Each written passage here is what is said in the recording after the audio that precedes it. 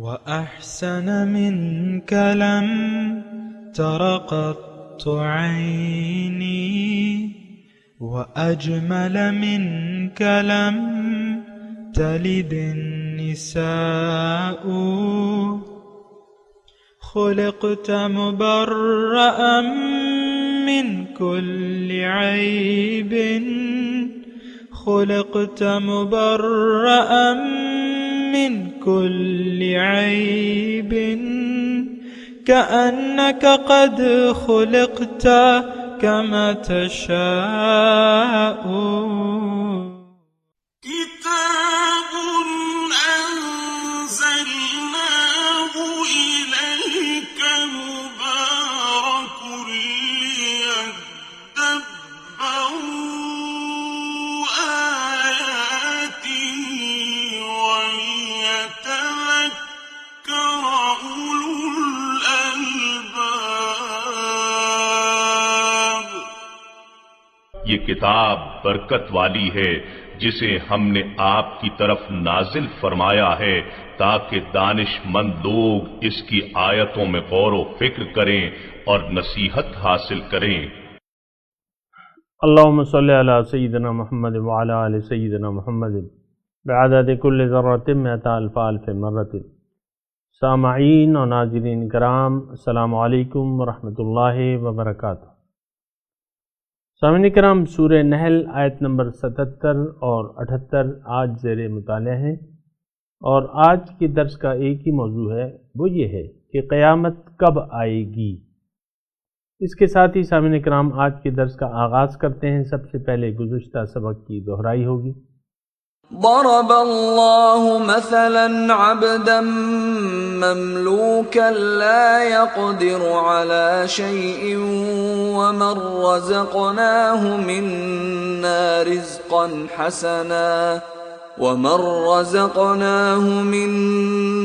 رزقا حسنا فهو ينفق منه سرا وجهرا هل يستوون الحمد لله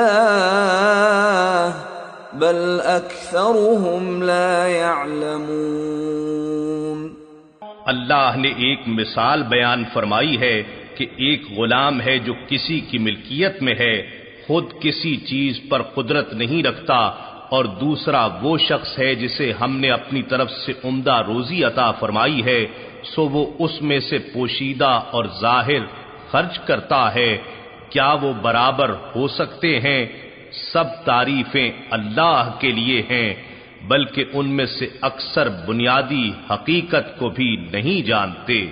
وضرب الله مثلا الرجلين أحدهما أبكم لا يقدر على شيء وهو كل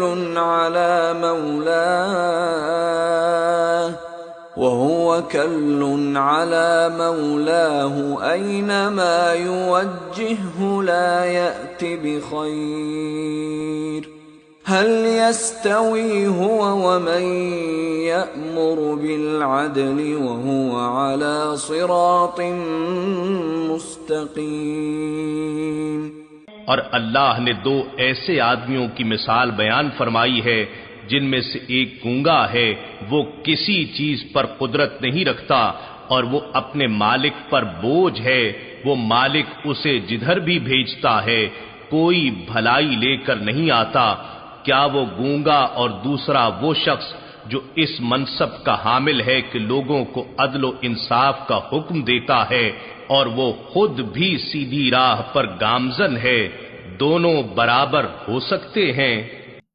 سامعین کرام، سورہ نحل آیت نمبر 77. لفظی ترجمہ: وَلِلَّهِ غیب السماوات والارض، اور غیب آسمانوں اور زمین کا اللہ کے پاس ہے. وما امر الساعت، اور نہیں ہے جو فیصلے کی گھڑی، الا کلمح البصر، اس کا آنا ایسا ہے جیسا کہ آنکھوں کی پلک کی جھپک. او ہوا اقرب، یا اس سے بھی قریب. ان اللہ علی کل شیء قدیر، بے شک اللہ تعالی ہر چیز پر قادر ہے. سامعین کرام، توحید کے مضامین ہیں۔ اللہ تعالی ہمیں اپنی توحید کے دلائل دے رہے ہیں کہ دیکھو تمہارا معبود، مقصود، محبوب صرف میں ہوں، تمہیں میں نے آخرت کی زندگی کی کامیابی کے لیے پیدا کیا ہے، اور دنیا کو تمہارے فائدے کے لیے میں نے پیدا کیا ہے، اور تمہارے بے شمار میں نے تمہارے لیے نعمتیں اس میں پیدا کی ہیں۔ تو میری ربوبیت، میری خالقیت کو تسلیم کر لو اور مجھ کو اپنا محبوب و مقصود و معبود بنا لو اور میرے راستے پر چل پڑو۔ تو یہ بات جو ہے بعض لوگوں کو، بلکہ اکثر لوگوں کو، جس وقت قرآن کا نزول ہو رہا تھا تو یہ کچھ عجیب سی ان کو معلوم ہوئی، اور انہوں نے قیامت کے وجود ہی سے انکار کر دیا۔ اور یہ کوئی تعجب انگیز بات نہیں ہے۔ آج بھی تقریباً سامعین کرام، میں اور آپ جس ماحول میں رہ رہے ہیں، ہم لوگوں نے آخرت کے وجود سے عملاً انکار کیا بھائی، یعنی اس کے ہم قائل نہیں ہیں، کیونکہ آپ دیکھیں ہماری ساری تیاریاں جو ہیں وہ ظاہر کے لیے ہیں، اور ایمان ہمارا جو ہے وہ ظاہر پر ہے۔ تو یہ ایک ایسی صورتحال ہے سامعین کرام کہ اس کے جو نتائج ہیں تو وہ خطرناک ہیں۔ یعنی آپ اگر کسی دھوکے میں آگے اگر کوئی فیصلہ کر لیتے ہیں یا ٹریپ کر لیتا ہے کوئی انسان، مثال کے طور پہ آپ کوئی کاروبار شروع کرنا چاہتے ہیں جن میں کروڑوں روپے کی انویسٹمنٹ ہے، کوئی بھی، مثال کے طور پہ ایک مثال بیان کر رہا ہوں، کوئی بھی شخص جس کو آپ جانتے ہیں یا نہیں جانتے، کوئی بھی شخص آپ کو ایک حسین خواب دکھا کے، ایک مثال کے طور پہ اور بھی واضح کر لیتے ہیں کہ آپ کو ایک بستی، جو ہم کہتے ہیں نا وہ اسٹیٹ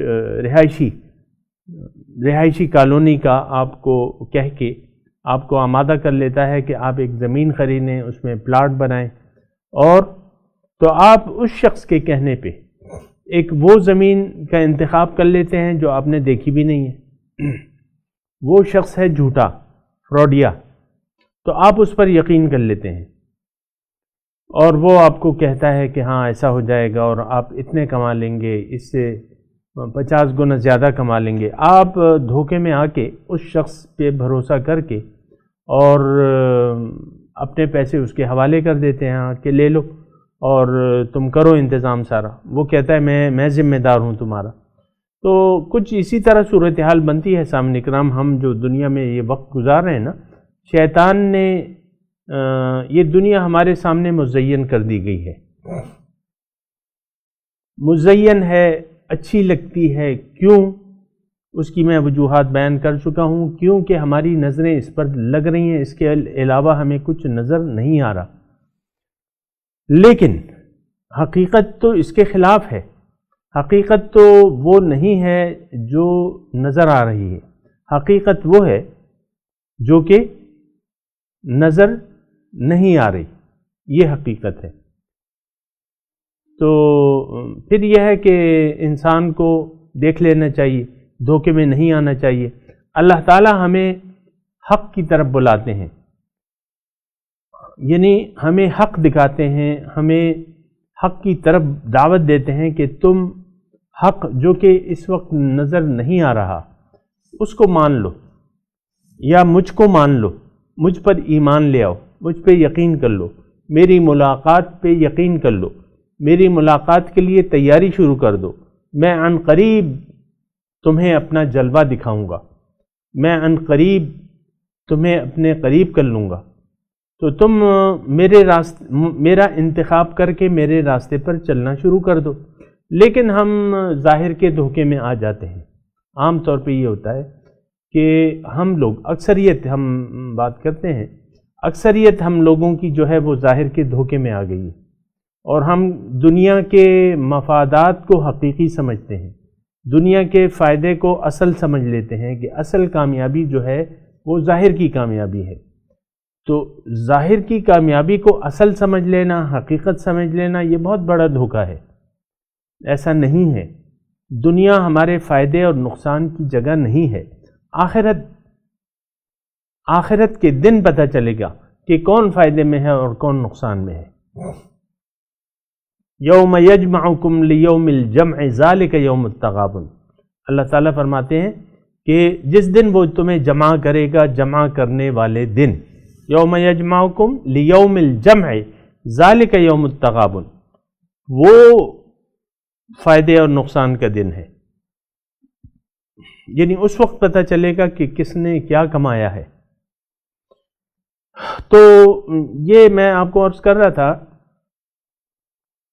کہ ظاہر کے دھوکے میں آ جانا، اور یہ سامعین اکرام میں بھی یہ عرض کرتا چلوں کہ اس دھوکے میں نہ صرف یہ کہ مشرکین مکہ آ گئے تھے ظاہر کے دھوکے میں، اور اللہ تعالیٰ کی قدرت کے بارے میں سوال اٹھا رہے تھے، اَإِذَا كُنَّا عِظَامًا تُرَابًا وَعِظَامًا أَإِنَّا لَمَبْعُوثُونَ فِي خَلْقٍ جَدِيدٍ او کما قال، کہ ہم کیا جب مٹی ہو جائیں اور ریزہ ریزہ ہو جائیں، ہماری ہڈیاں بھی ختم ہو جائیں، تو کیا ہم ایک نئی زندگی شروع کریں گے یا ہمیں دوبارہ زندہ کیا جائے گا؟ تو اس بارے میں ایک تو اس بارے میں شک میں تھے، اور دوسری بات یہ ہے کہ وہ آخرت کی زندگی کے قائل ہی نہیں تھے۔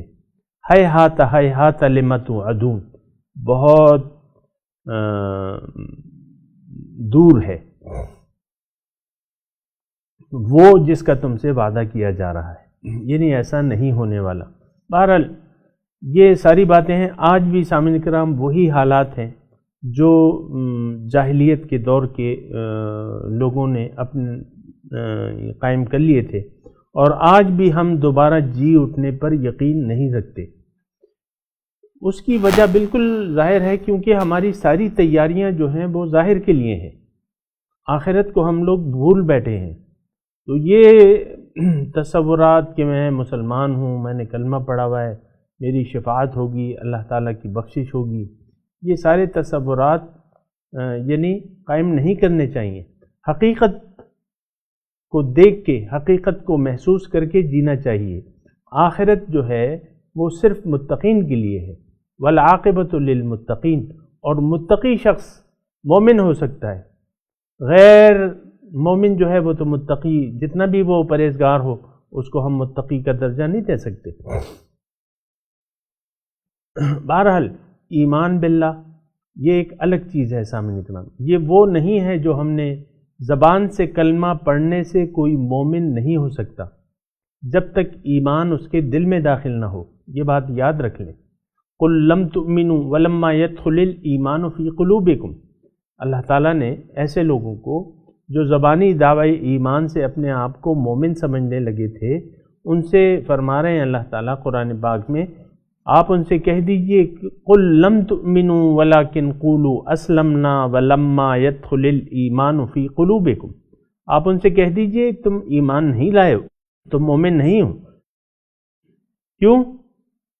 بس یہ کہہ دو کہ ہم اسلامی حکومت کے ماتحت ہو گئے ہیں، یعنی ہم نے اسلامی حکومت کے قوانین کے سامنے سر جھکا لیا ہے۔ مومن اس لیے نہیں ہو کہ ایمان تمہارے دل میں نہیں داخل ہوا ہے، وَلَمَّا يَدْخُلِ الْإِيمَانُ فِي قُلُوبِكُمْ۔ تو سامعین کرام کچھ ایسی صورتحال ہے، اور آخرت کے وجود سے بھی یہ بھی میں آپ کو بتا دوں کہ آخرت کے وجود سے ہم لوگ انکاری ہیں، لیکن حقیقت یعنی جو حقیقت ہے وہ یہ ہے کہ آخرت یعنی عقل مانتی ہے کہ یوم آخرت یا رزلٹ ڈے، انسان کے نتائج کا ایک دن لازمی ہونا چاہیے، عقل یہ مانتی ہے، اس پہ میں گفتگو کر چکا ہوں۔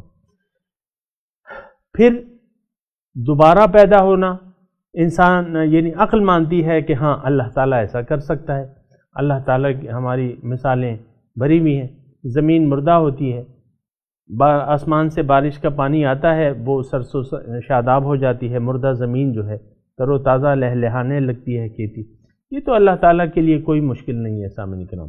دوبارہ پیدا کرنا اور حساب کتاب کا قائم ہونا، ایک تو یہ ساری عقلی چیزیں ہیں۔ عقل یہ کہتی ہے کہ ہاں انسان کا نتیجہ ایک دن ایسا ہونا چاہیے کہ انسان کی زندگی کا نتیجہ ہمارے سامنے آ جائے۔ بروں کو ان کی برائی کا اور اچھوں کو ان کی اچھائی کا نتیجہ مل جائے۔ اور باقی رہا دوبارہ پیدا کرنا، دوبارہ زندہ کرنا، جنت دوزخ، یہ سب کچھ جو ہے عقل مانتی ہے کہ ہاں ایسا ہو سکتا ہے اور حقیقت میں ہے، یہ عقل تسلیم کرتی ہے۔ تھوڑا سا اگر ہم عقل سے کام لیں تب تو باقی جو ہے قیامت کب ہوگی، تو اللہ تعالیٰ نے اس آیت میں فرما رہے ہیں وما امر الساعۃ الا کلمح البصر، تمہارے نزدیک تو ہو سکتا ہے یہ تمہیں دور لگتی ہو، لیکن ہمارے لیے قیامت پلک جھپکنے کی بات ہے۔ دیکھیں دنیا آج ہے، کل آخرت ہے، اور وقت جو ہے کتنی تیزی سے گزر رہا ہے اور اس کا ہمیں احساس بھی نہیں ہو رہا۔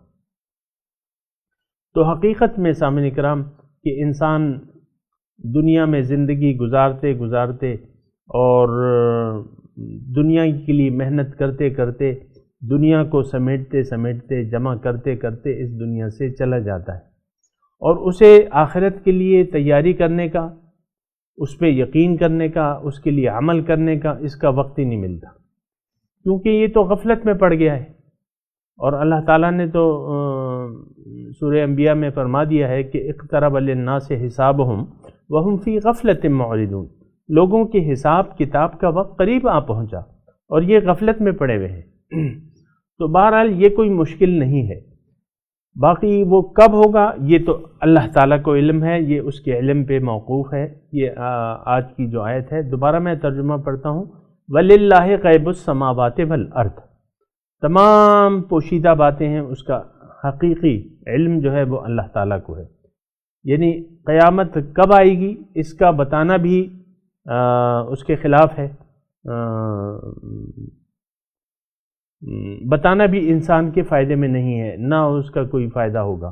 اور باقی قیامت کا قائم ہونا، امر الساعہ، وہ فیصلے کی گھڑی یعنی روز قیامت، اس کا آنا کب ہوگا؟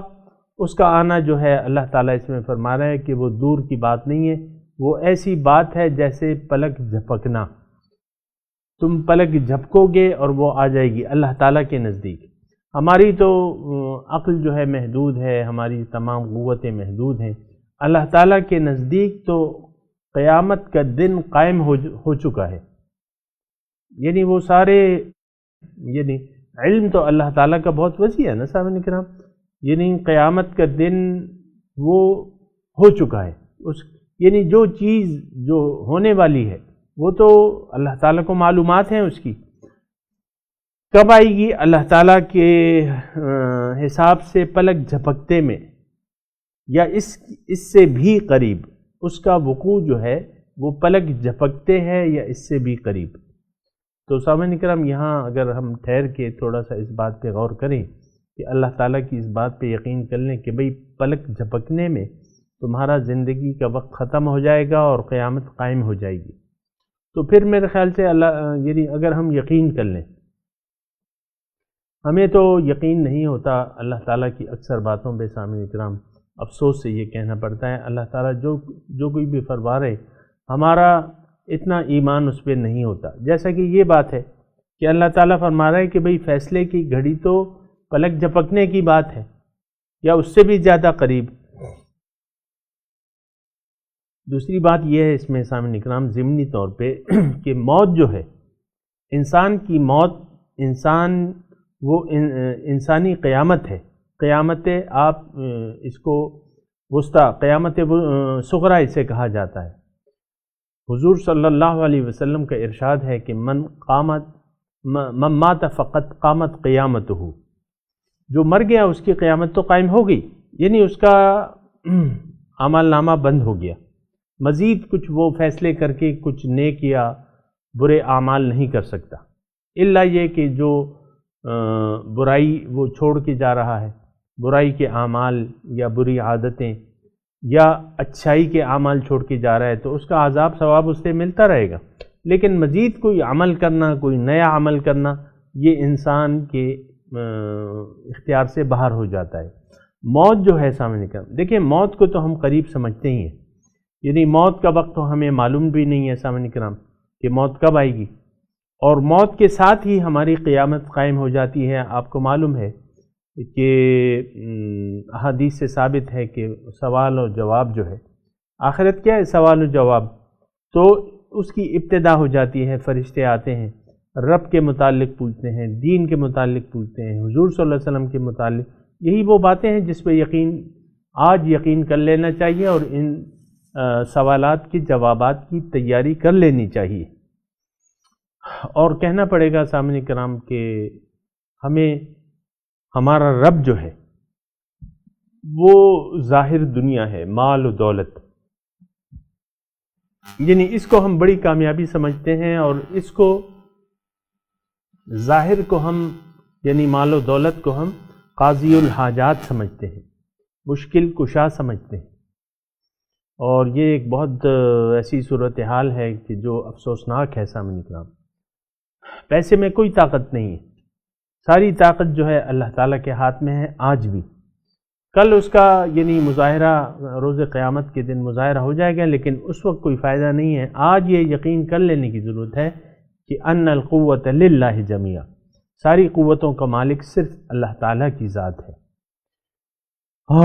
تو بہرحال یہ روز قیامت جو ہے اللہ تعالیٰ فرما رہے ہیں یہ پلک کی جھپک کی بات ہے۔ تو میں موت کی یاد دلا رہا تھا اپنے آپ کو بھی اور آپ کو بھی، کہ موت دیکھیں بہت سے لوگ جو ہیں، یہ درس ہم نے شروع کیا ہے، بہت سے لوگ اس میں گزر گئے ہیں دنیا میں، اور دیکھیں یہ موت جو ہے نا یہ بس ختم ہو جاتا ہے معاملہ، یہ آپ ذرا یاد رکھیں۔ دوسرا پھر یہ دنیا کا جو وقت ہے یہ وقت مہلت ہے، اس کے بعد جب یہ مہلت کا وقت ختم ہو گیا تو پھر جو ہے حساب کتاب شروع ہو جاتا ہے۔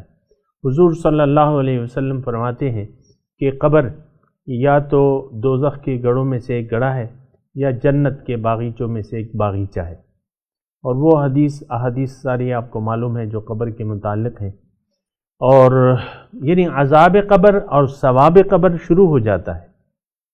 عذاب قبر حق ہے، قرآن سے ثابت ہے، اور ثواب بھی ثابت ہے سامعین کرام، کہ شہید جو ہیں جو اللہ تعالیٰ کی راہ میں اپنی جان دے دیتے ہیں وہ مردہ نہیں، اللہ تعالیٰ ان کو کھلاتا پلاتا ہے۔ تو یہ ہے وما امر الساعۃ الا کلمح البصر او هو اقرب۔ اللہ تعالیٰ فرما رہے ہیں کہ قیامت فیصلے کی گھڑی جو ہے اس کا قائم ہونا کیسے ہے؟ کلمح البصر، گویا کہ پلک جھپکنا، او هو اقرب، یا اس سے بھی زیادہ قریب۔ اب پلک جھپکنے میں کتنی دیر لگتی ہے؟ تو ان اللہ علی کل شیء قدیر، باقی یہ کیسے ہوگا؟ تو اللہ تعالیٰ ہر چیز پہ قادر ہے، اللہ تعالیٰ ہر چیز پر قادر ہے۔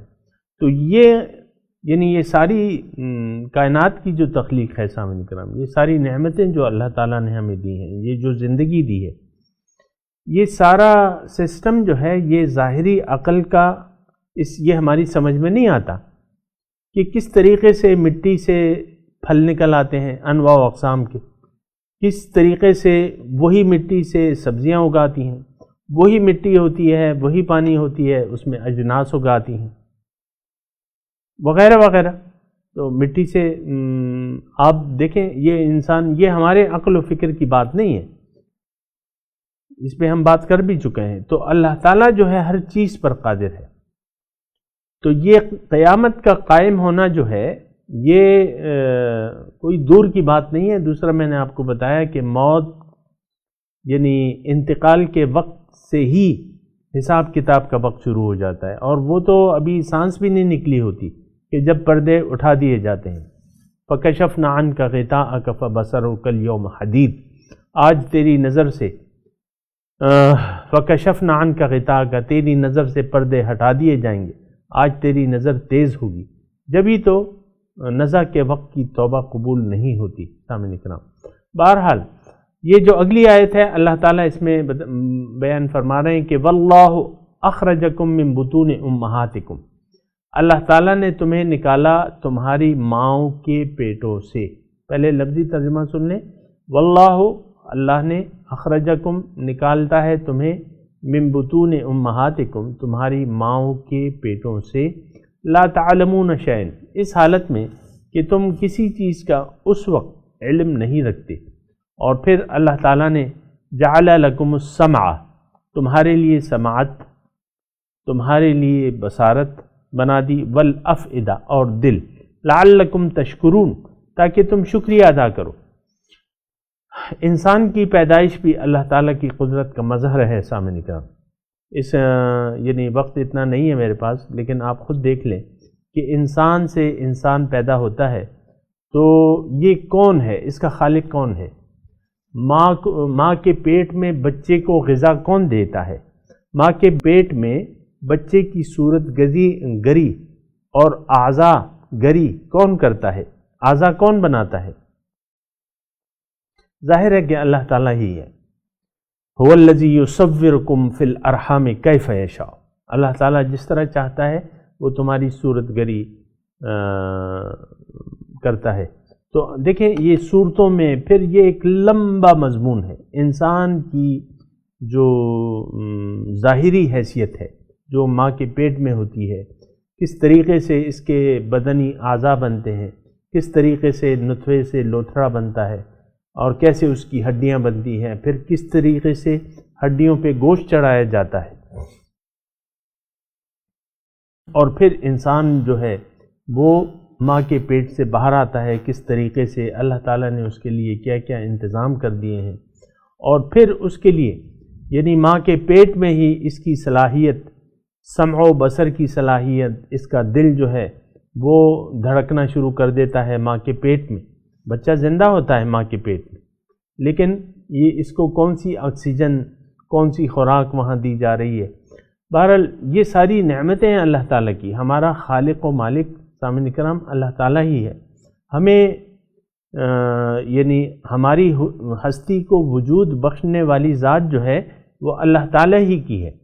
تو یہ اللہ تعالیٰ کی نعمتیں ہیں بنیادی طور پہ. یہ اللہ تعالیٰ کی ربوبیت ہے جو مرتے دم تک جاری رہتی ہے. اللہ تعالیٰ کی ربوبیت آپ دیکھیں نا کہ ہماری یعنی جسمانی ساخت، پھر اس کے جو مختلف مدارج ہیں، بچہ ہے پھر سال کا ہو جاتا ہے، 2 سال کا، 5 سال کا، پھر 10 سال کا، پھر 20 سال کا، پھر 40 سال کا. یہ سارے جو ہے نئے شکلیں اس کو ملتی رہتی ہیں. پھر بڑھاپے کی طرف یہ چلا جاتا ہے. یہ کون کر رہا ہے؟ ظاہر ہے کہ اللہ تعالیٰ کر رہا ہے.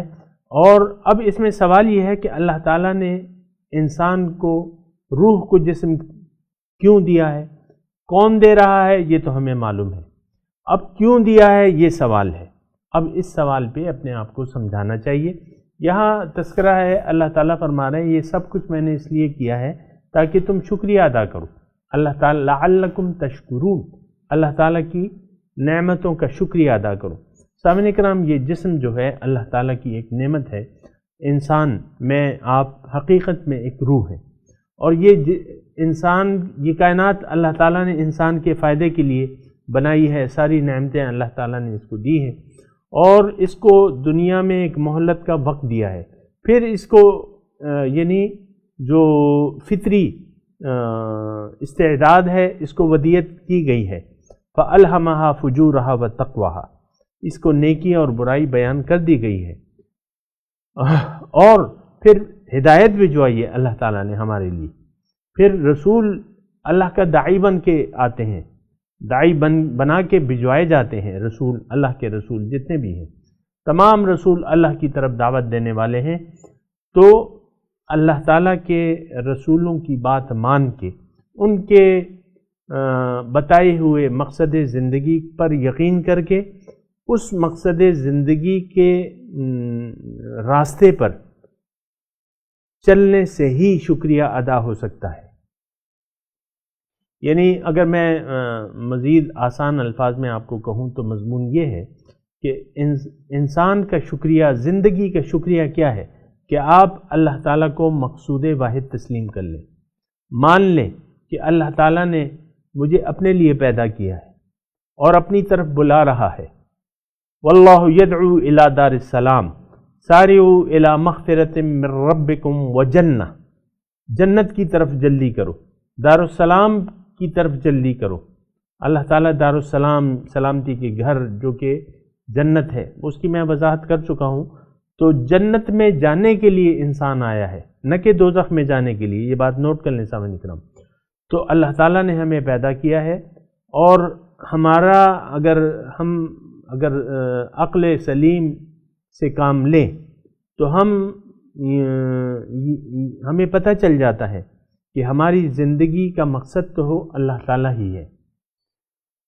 اس پہ میں بات کر بھی چکا ہوں، لیکن میں اس وقت مختصر وقت میں آپ کو یہ بتا رہا ہوں کہ اللہ تعالیٰ ہی ہمارا مقصود واحد ہے، اور ہماری شکریہ کیا ہے کہ اللہ تعالیٰ کے حکم کے سامنے سر جھکا دیں، اللہ تعالیٰ کو منزل بنا کے، مقصد زندگی بنا کے اللہ تعالیٰ کے راستے پر چل پڑے کسی رہنما کی رہنمائی میں۔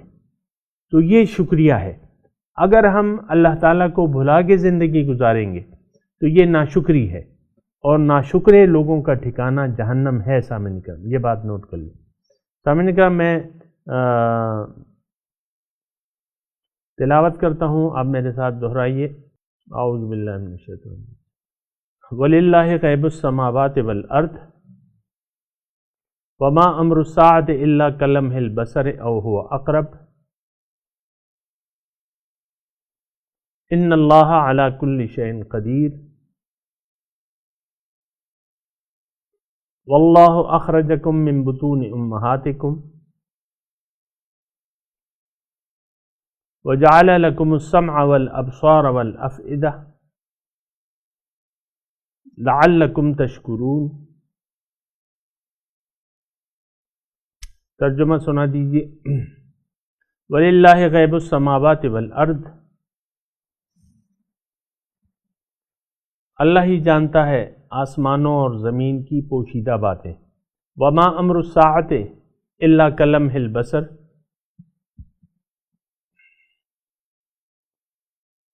قیامت یعنی فیصلے کی گھڑی جو ہے وہ کب ہوگی، اس کا قائم ہونا، الا کلمح البصر، جیسے کہ پلک کی جھپک، او ہوا اقرب، یا اس سے بھی زیادہ قریب۔ ان اللہ علی کل شیء قدیر، بے شک اللہ تعالیٰ ہر چیز پر قادر ہے۔ واللہ اخرجکم من بطون امہاتکم،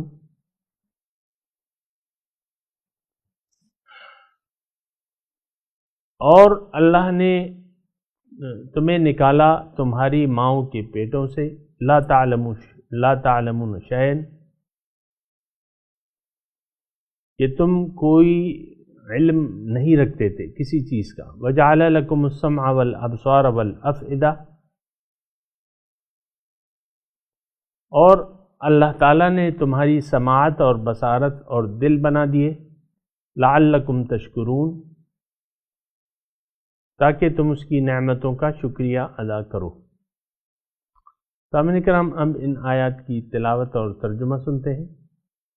وَلِلَّهِ غَيْبُ السَّمَاوَاتِ وَالْأَرْضِ وَمَا أَمْرُ السَّاعَةِ إِلَّا كَلَمْحِ الْبَصَرِ أَوْ هُوَ أَقْرَبُ إِنَّ اللَّهَ عَلَى كُلِّ شَيْءٍ قَدِيرٌ۔ To God belongs the unseen of the heavens and the earth. The coming of the hour is only as the twinkling of the eye, or even nearer. God has power over everything. وَاللَّهُ أَخْرَجَكُم مِّن بُطُونِ أُمَّهَاتِكُمْ لَا تَعْلَمُونَ شَيْئًا وَجَعَلَ لَكُمُ السَّمْعَ وَالْأَبْصَارَ وَالْأَفْئِدَةَ لَعَلَّكُمْ تَشْكُرُونَ۔ God brought you out of your mother's wombs, not knowing anything, and He gave you the hearing, and the eyesight, and the brains, that you may give thanks. اس کے ساتھ ہی آج کے درس کا وقت اختتام کو پہنچا۔ انشاءاللہ اگلے درس میں ملاقات ہوگی۔ وآخر دعوانا ان الحمدللہ رب العالمین، والسلام علیکم ورحمۃ اللہ وبرکاتہ۔